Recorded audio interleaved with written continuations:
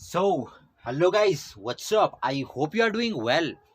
सो दोस्तों, हम class 11th chemistry की unit number 12 organic chemistry some basic principles and technique को जो है डिस्कस कर रहे थे।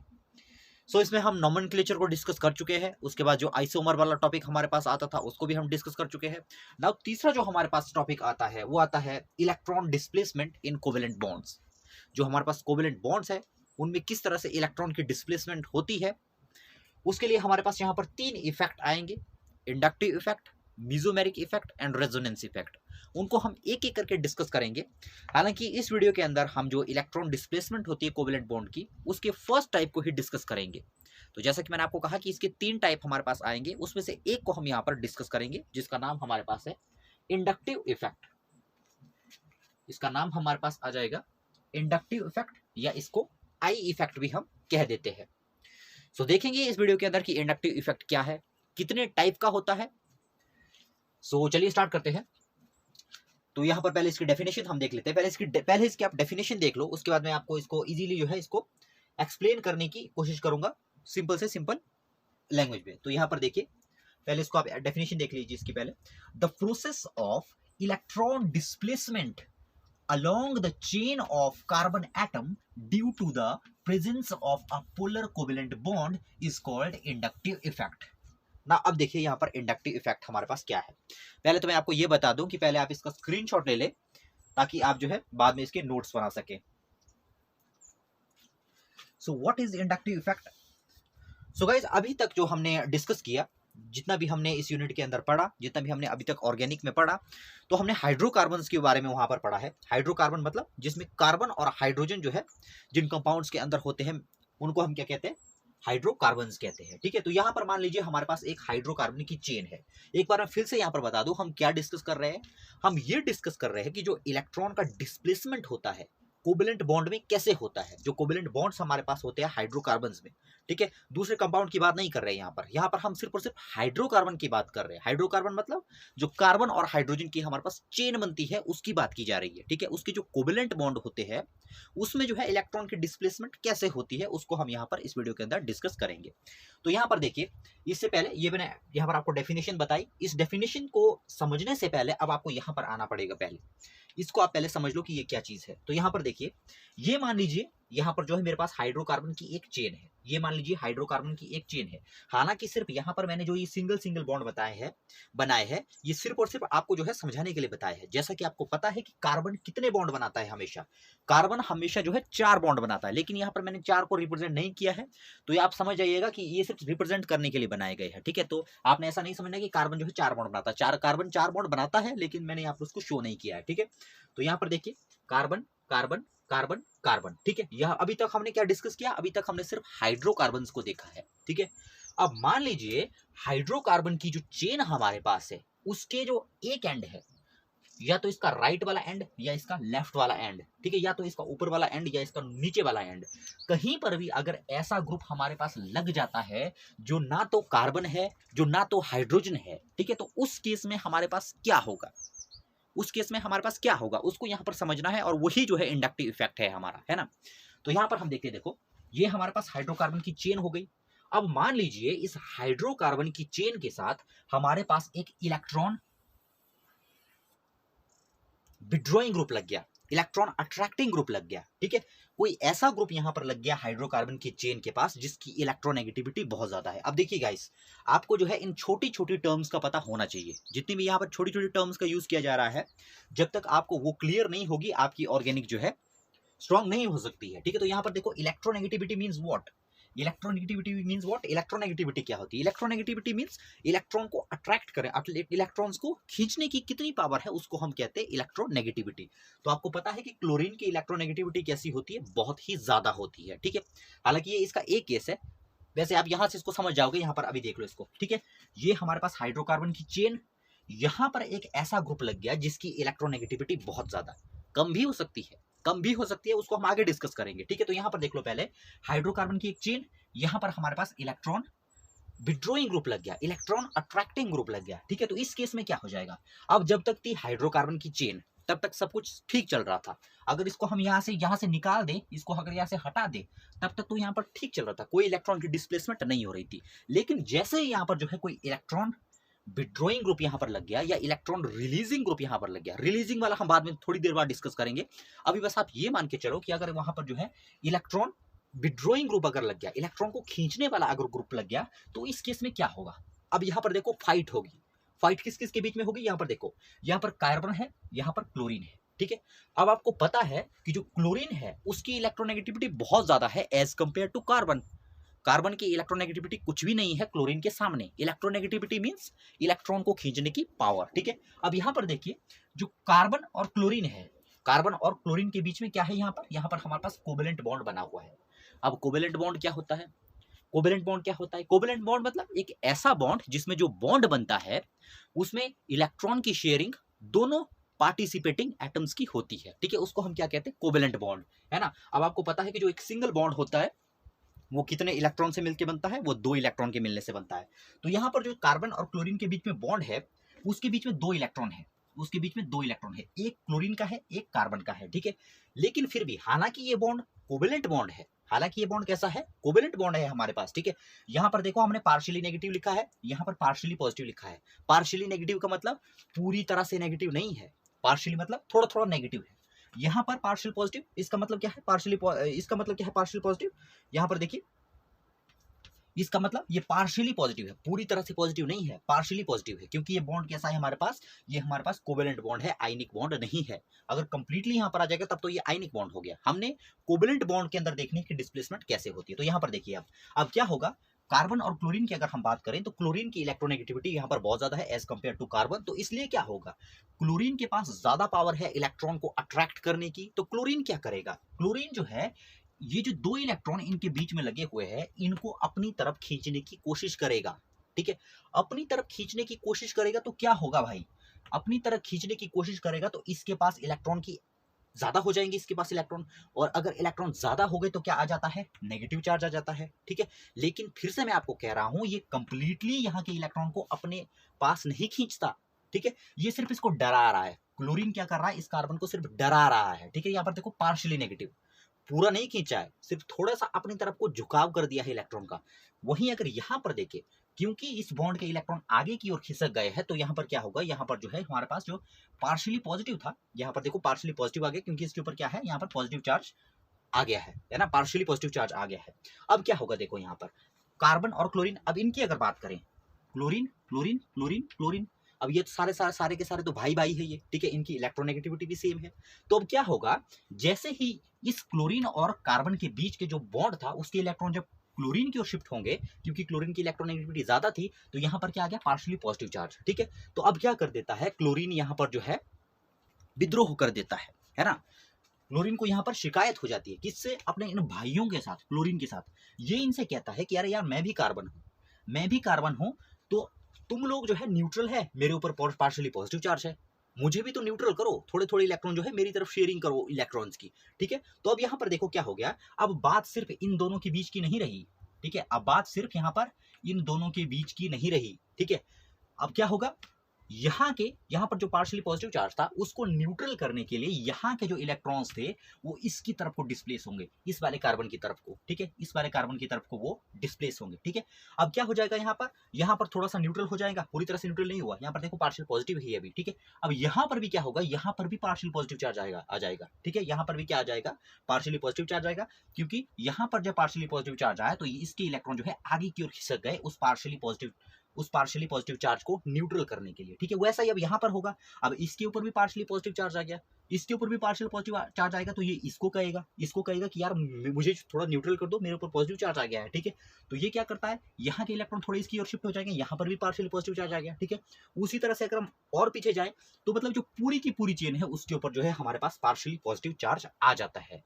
और ये किसकी वजह से हुआ? ये सिर्फ और सिर्फ एक एंटिटी की वजह से हुआ जिसका नाम है क्लोरीन, ठीक है। आप इसको ऐसे समझ सकते हो, मान लीजिए ये एक रस्सी है, ये एक रस्सी है, ठीक है।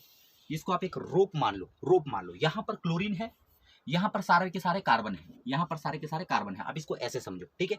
अगर क्लोरीन, अब देखो रस्साकसी हो रही है, क्लोरीन इधर को खींच रहा है, कार्बन इधर को खींच रहे हैं, ठीक है। अब अगर क्लोरीन क्लोरीन के पास अगर ज्यादा जोर है, क्लोरीन क्या करेगा, इस रस्सी को इधर खींचेगा। जैसे ही इस रस्सी को इधर ऐसे खींचेगा तो ऐसा नहीं है कि सिर्फ ये क्लोरीन इधर आएगा, ये सारे के सारे क्लोरीन इधर आएंगे। ठीक है, ये मैं सिर्फ समझाने के लिए बता रहा हूँ, इधर उधर नहीं जाएंगे। मैं इस पॉजिटिव चार्ज को बता रहा हूँ कि ये कैसे जो है आगे की ओर आता है पॉजिटिव चार्ज, क्योंकि यहाँ पर जो है इनके बीच में जो है पॉजिटिव और नेगेटिव का जो है बैलेंस खराब हो जाता है। यहाँ पर पॉजिटिव पॉजिटिव चार्ज आता है, तो उसको न्यूट्रल करने के लिए पूरी की पूरी चेन पर जो है इसका इफेक्ट पड़ता है। ठीक है, अब यहाँ पर आपने एक चीज और नोट करनी है। मैंने आपको कहा कि जैसे यहाँ पर कोई इलेक्ट्रॉन विड्रॉइंग ग्रुप लगा हुआ होगा तो वो पूरी की पूरी चेन के ऊपर जो है इफेक्ट डालेगा, इम्पैक्ट करेगा वो उसको। ठीक है, लेकिन फिर भी आपने याद रखना है, जो हमारे पास इलेक्ट्रॉन विड्रॉइंग ग्रुप है, ठीक है, इलेक्ट्रॉन जो हमारे पास विड्रॉइंग ग्रुप है, यहाँ पर रिलीजिंग भी हो सकता है, वो मैं आपको नेक्स्ट जब टाइप इसका क्यों करूंगा वहां पर मैं इसको बताऊंगा।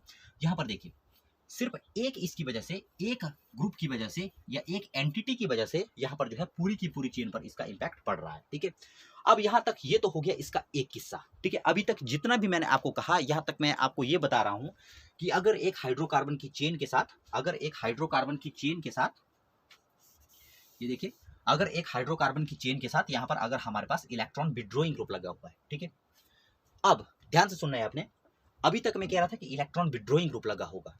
अब इसकी कोई गारंटी नहीं है कि यहां पर इलेक्ट्रॉन विड्रॉइंग ग्रुप है या यहां पर इलेक्ट्रॉन रिलीजिंग ग्रुप है। अब अगर इसका मैं जस्ट उल्टा कर दूं तो क्या होगा, इसका अगर जस्ट उल्टा कर दूं तो क्या होगा। यहां पर देखिए, मैं अभी तक आपको कह रहा था कि यहां पर हमने ज्यादा इलेक्ट्रोनेगेटिव एलिमेंट को रखना है, जो बहुत ज्यादा इलेक्ट्रोनेगेटिविटी है जिसकी, ठीक है, मतलब हाइड्रोजन से ज्यादा इलेक्ट्रोनेगेटिविटी है जिसकी। अब मान लीजिए इसकी जगह पर, अगर इसकी जगह पर मैं कोई ऐसा ग्रुप रख लूं या कोई ऐसी एंटिटी रख लूं या कोई ऐसा एटम में यहां पर अगर रख लूं जिसकी इलेक्ट्रोनेगेटिविटी बहुत ही कम है, जिसकी इलेक्ट्रोनेगेटिविटी बहुत ही कम है। अभी तो मैंने क्लोरीन को लगाया हुआ था, क्लोरीन की इलेक्ट्रोनेगेटिविटी ज्यादा थी। अब मान लो यहां पर मैंने कोई ऐसा ग्रुप लगाया हुआ जिसकी इलेक्ट्रोनेगेटिविटी बहुत ही कम है, कार्बन की इलेक्ट्रोनेगेटिविटी बहुत ज्यादा है। ठीक है, अब मान लीजिए मैंने कोई यहाँ पर एटम लगाया, कोई भी मैंने एंटिटी ले ली, ठीक है, कोई एंटिटी मैंने ले ली, जेड एंटिटी यहाँ पर। ठीक है, अब इस जेड को मान लो कि इसकी इलेक्ट्रोनेगेटिविटी बहुत ही कम है। क्लोरीन की जो कार्बन है हमारे पास उसकी अपेक्षा जो जेड हमारे पास है इसकी जो इलेक्ट्रोनेगेटिविटी है बहुत कम होगी।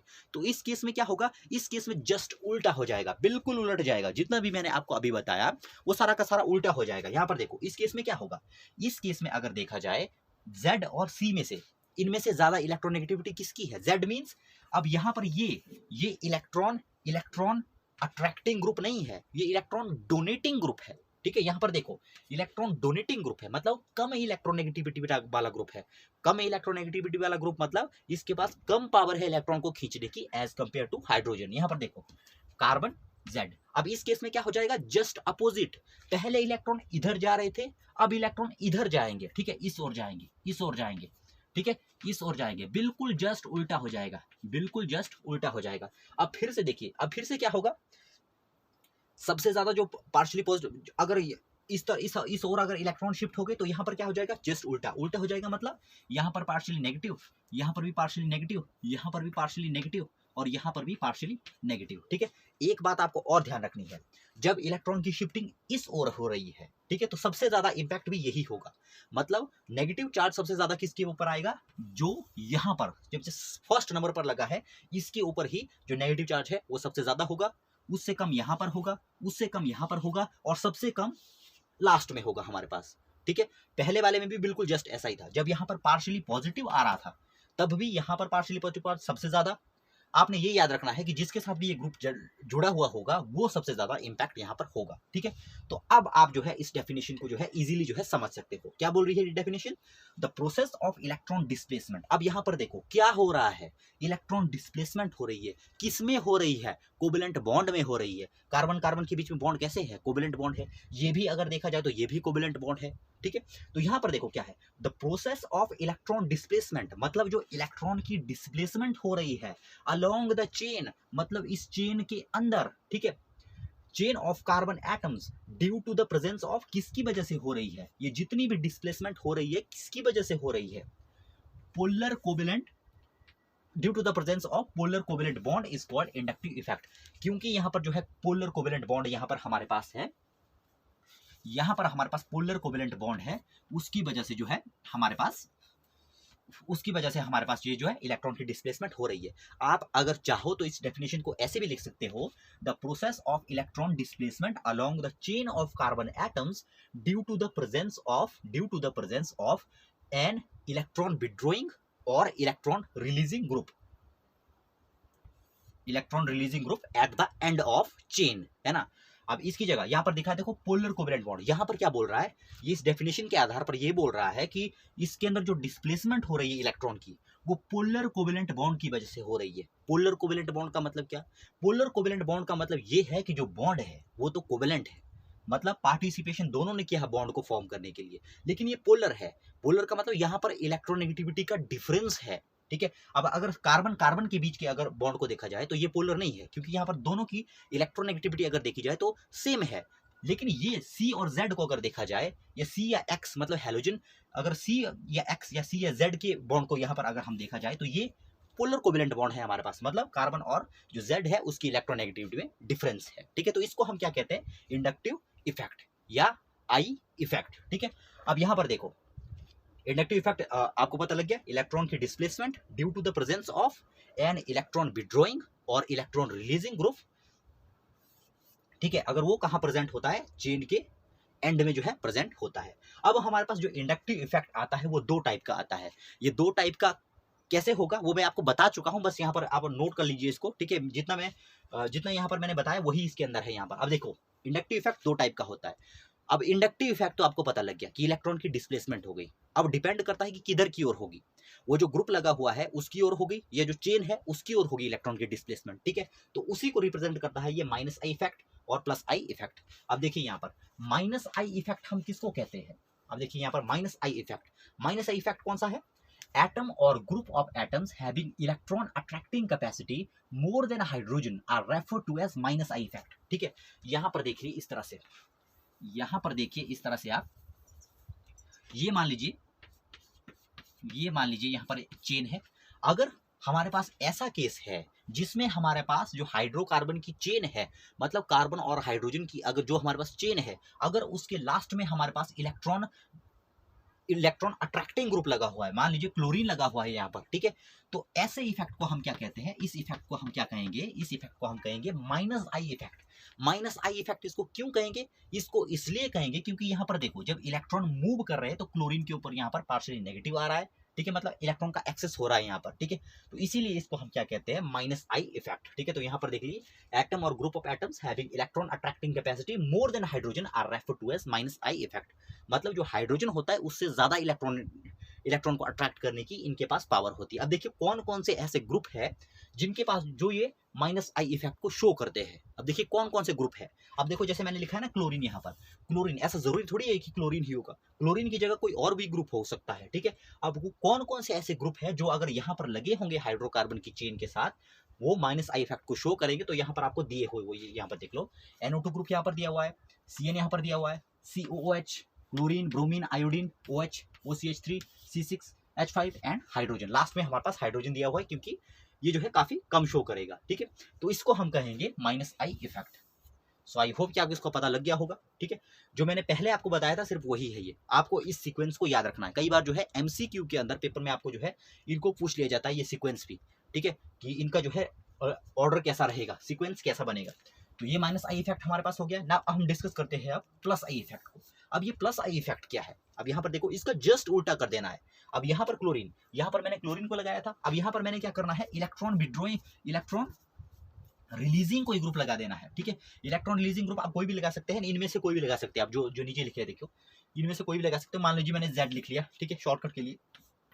तो यहाँ पर देखिए इस केस में अब यहाँ पर क्या हो जाएगा, एटम और group of atoms having smaller electron attracting power than hydrogen are referred to as having plus I effect. अब मान लीजिए हमारे पास कोई ऐसा ग्रुप लगा हुआ है जिसकी जो इलेक्ट्रॉन जो हमारे पास द एटम्स और group of atoms having smaller electron attracting power, मतलब उसकी जो इलेक्ट्रॉन अट्रैक्टिंग पावर है, अगर इस वाले ग्रुप की इलेक्ट्रॉन अट्रैक्टिंग पावर हाइड्रोजन से कम है तो उस केस में क्या होता है, इलेक्ट्रॉन इस ओर को डिस्प्लेस करेंगे, ठीक है, इस ओर को जो है डिस्प्लेस करेंगे इस तरह से, ठीक है। तो इसको हम क्या कहेंगे, प्लस आई इफेक्ट। अब यहाँ पर देखो प्लस आई क्यों हो रहा है, प्लस आई इसलिए हो रहा है जब यहाँ से देखो इलेक्ट्रॉन इस ओर जो है आ रहे हैं तो यहाँ पर क्या हो रहा है, यहाँ पर पार्शियली पॉजिटिव चार्ज आ रहा है, ठीक है। तो यहाँ पर पॉजिटिव चार्ज आ रहा है यहाँ पर, इसलिए इसको क्या कहेंगे हम, प्लस आई इफेक्ट, ठीक है।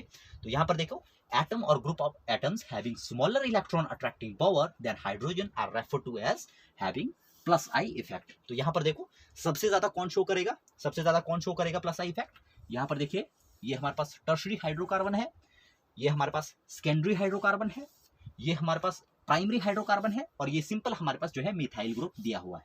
ठीक है, तो इस जो ये सीक्वेंस है इसको आपने जो है सिंपली जो है लर्न कर लेना है। तो ये हमारे पास हो गया फर्स्ट जो हमारे पास इफेक्ट आता है इंडक्टिव इफेक्ट। वो जो दूसरी वीडियो आएगी उसके अंदर हम मेसोमेरिक इफेक्ट, और तीसरी वीडियो के अंदर हम रेजोनेंस इफेक्ट को जो है डिस्कस करेंगे। सो आई होप कि आपने इस वीडियो को एंजॉय किया होगा। मिलते हैं नेक्स्ट वीडियो में, तब तक के लिए गुड बाय।